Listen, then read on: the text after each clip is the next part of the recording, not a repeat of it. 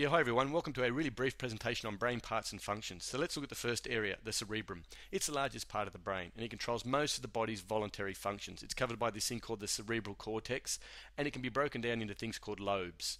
The first lobe we'll look at is the frontal lobe, located at the front of the brain.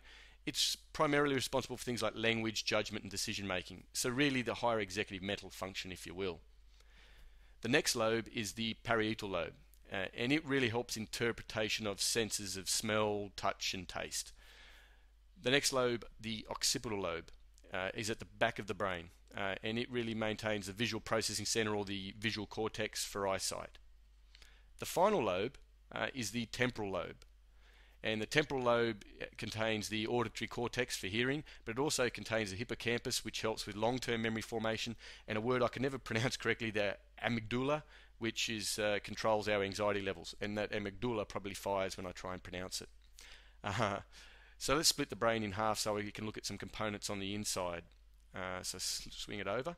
The corpus callosum connects the left and right hemispheres. It sits under the cortex and helps with the communication between the two. The cerebellum is kind of like a separate structure. It controls balance, posture and coordination of skeletal muscles sitting at the base there. The medulla oblongata, it deals with involuntary functions such as breathing, heart rate and blood pressure, and the pons helps with breathing also and some eyesight control.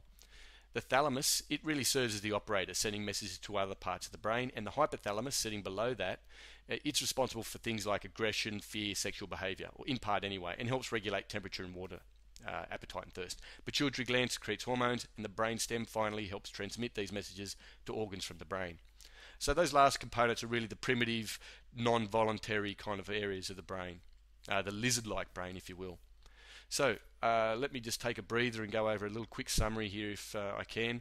The cerebrum, comprised of the lobes, the frontal lobe, the parietal lobe, the occipital lobe and the temporal lobe. So let me split in the middle as well and then fling this over so we can have a look. The corpus callosum, the cerebellum, the medulla oblongata, the pons, the thalamus and the hypothalamus, the pituitary gland and the brainstem.